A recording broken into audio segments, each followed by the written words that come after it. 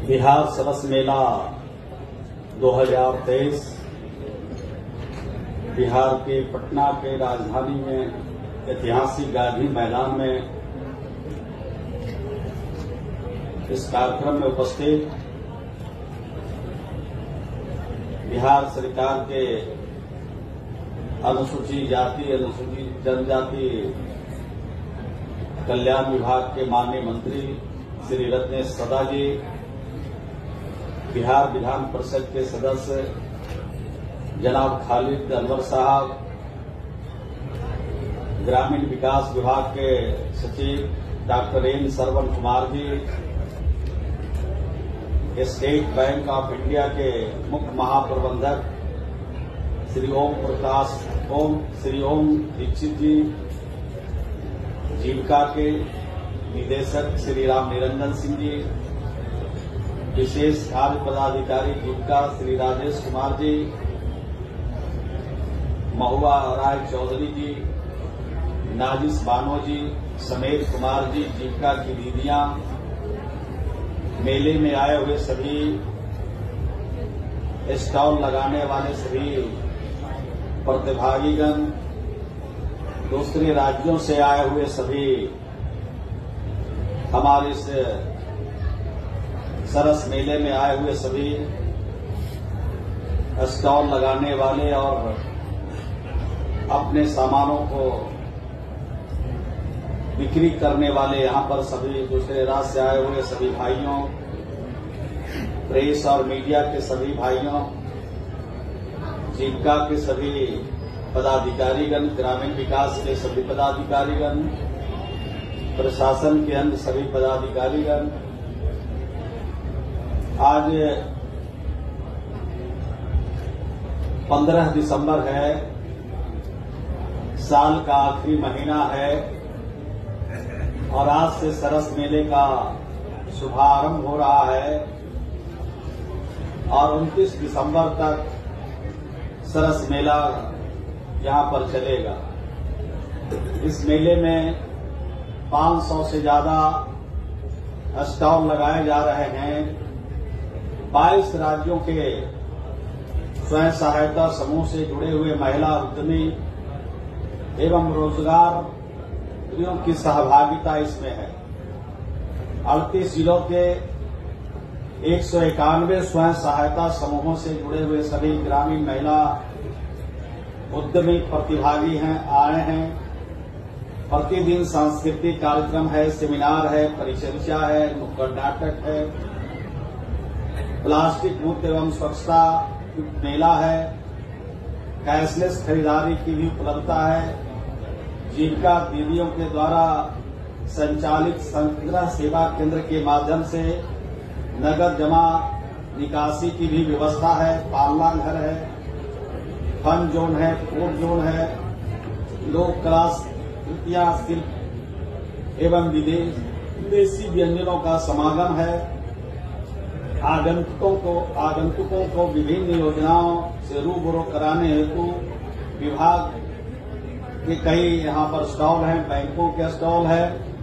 तो इस प्रकार का ये सरस मेले में जो इस बार इंतजामी की गई है, यानी हर वर्ष की अपेक्षा इस बार ज्यादा बेहतर प्रबंधन करने की कोशिश की गई है। इसके लिए मैं अपने अधिकारियों को धन्यवाद देता हूं कि आपने इस मेले को और अच्छा बनाने की कोशिश की अन्य वर्षों की भांति। आप सब जानते हैं कि इस राज्य में जीविका स्वयं सहायता समूह बिहार की सरकार और बिहार के मुख्यमंत्री जी का ड्रीम प्रोजेक्ट है।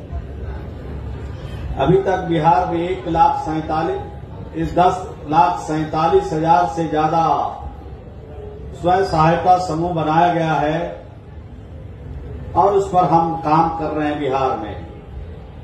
यानी 1,30,00,000 परिवारों तक अभी तक हम लोगों ने पहुंचने का काम किया है। जो परिवार गरीबी रेखा से नीचे अपनी जिंदगी बसर कर रहा था, वो परिवार के सामने 2 जून की रोटी की भी समस्या थी, उन परिवारों को जोड़ने का हम लोगों ने इसमें काम किया।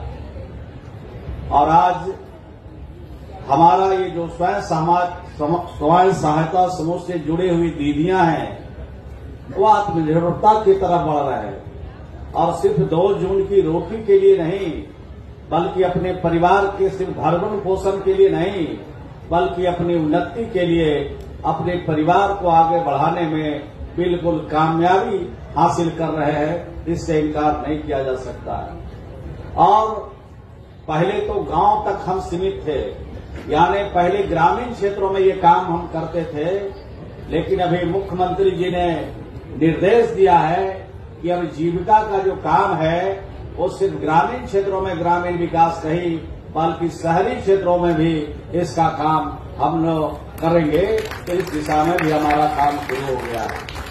तो जितने लोग आवश्यकता है जो गरीबी रेखा से नीचे जिंदगी बसर कर रहे हैं, जिनके पास कोई जीने का जरिया नहीं है, उन सबको इसमें हम शामिल करने की पूरी कोशिश कर रहे हैं और इसमें हमें कामयाबी मिल रही है। अभी पत्रकार बंधु पूछ रहे थे कि ये सतत जीविकोपार्जन से कितने लोगों को आपने जोड़ा। हम लोगों ने तो 1,80,000 पर थे और ड्राइव चला करके 1,84,000 परिवार को अब तक हम लोगों ने इसमें शामिल किया है। और ये परिवार जो हाशिए पर खड़ा है, जिसके सामने भूखमरी की समस्या थी और दूसरे कारोबार करके अपनी जिंदगी बसर करते थे। कोई ताड़ी बेच करके जिंदगी बसर करता था, कोई दारू बेच के जिंदगी बसर करता था, कोई शराब बेच करके, कोई शराब बना करके अपनी जिंदगी बसर करते थे। उनको हम लोगों ने चिन्हित किया इस राज्य में और चिन्हित करके उनको आगे बढ़ाने की दिशा में हम लोगों ने योजना बनाई और इस योजना पर काम किया और मुख्यमंत्री जी के दिशा निर्देशन में सतत जीविकोपार्जन चला करके 1,84,000 परिवार को आज खुशहाली की तरफ हम लोगों ने आगे बढ़ाया है। ये काम हम लोगों ने किया। तो आज 1,84,000 परिवार को हम एक महीने में 1,000 रुपया देते हैं जब उसको चिन्हित करते हैं और 7 महीने तक 1,000 रुपया हम उनको देते हैं, इसलिए कि 7 महीने के अंदर वो वैकल्पिक रोजगार खोज लें कि कौन सा ऐसा काम वो करेंगे जिससे उनका जीविका उपार्जन भी होगा और उनकी तरक्की भी होगी। और जब 7 महीने के अंदर जब वो काम खोज लेते हैं और उसके बाद उनको 1,00,000 रुपया राज्य के खजाने से यानी उनको सब्सिडी के रूप में, उनको अनुदान के रूप में देते हैं ताकि वो रोजगार कर सके। और सिर्फ हम 1,00,000 रुपया अनुदान ही नहीं देते बल्कि उनको टेक्निकल सपोर्ट भी देते हैं, बैंकों से भी सहायता दिलवाते हैं। यानी सिर्फ 1,00,000 का रोजगार नहीं, चाहे तो जितना ज्यादा पैसे का वो रोजगार कर सकते हैं, जो उनकी क्षमता है, जो कर सकते हैं, उस तरह का रोजगार भी हम लोग दिलवाने का काम करते हैं।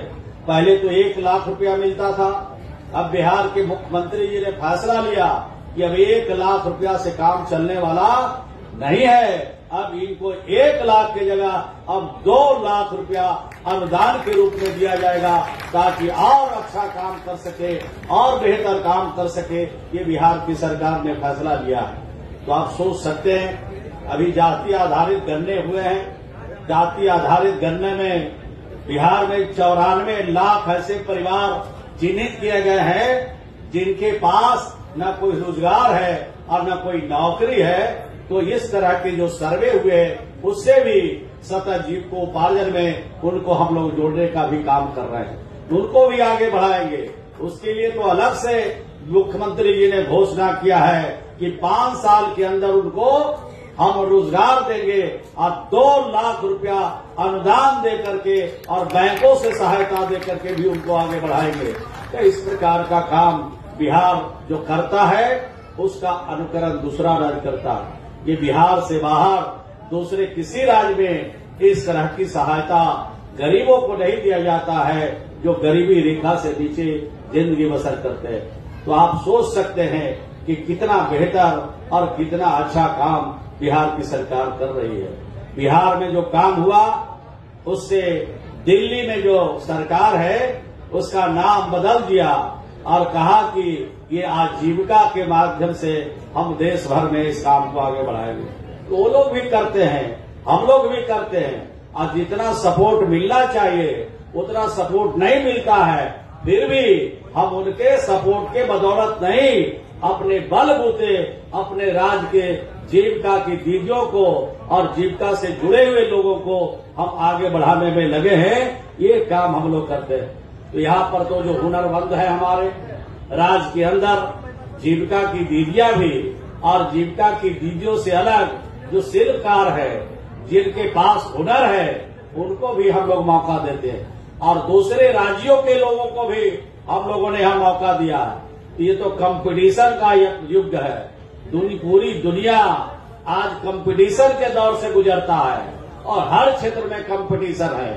तो दूसरे राज्यों से जो आए हैं और हमारे राज्य के जो हुनरमंद लोग हैं और दूसरे राज्य के जो हुनरमंद लोग हैं, ये पटना के वासी, बिहार के वासी ये जज करेंगे, देखेंगे, समझेंगे, परखेंगे कि बिहार वाले हुनरमंद ज्यादा अच्छा है, बिहार के हुनरमंद के बने हुए सामान का तासीर ज्यादा है कि दूसरे राज्य से हुनरमंद लोग आकर के यहाँ स्टॉल लगा करके सामान का प्रदर्शन और बिक्री केंद्र लगाया है, उनका बेहतर है।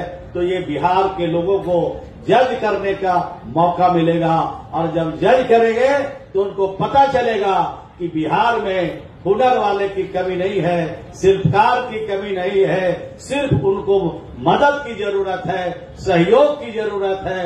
और सहयोग और मदद करेंगे तो बिहार देश में कौन कहे, हिंदुस्तान से बाहर भी दूसरे देश में भी अपना अच्छा प्रदर्शन कर सकता है। इस मेले के माध्यम से हम प्रमोट करते हैं लोगों को।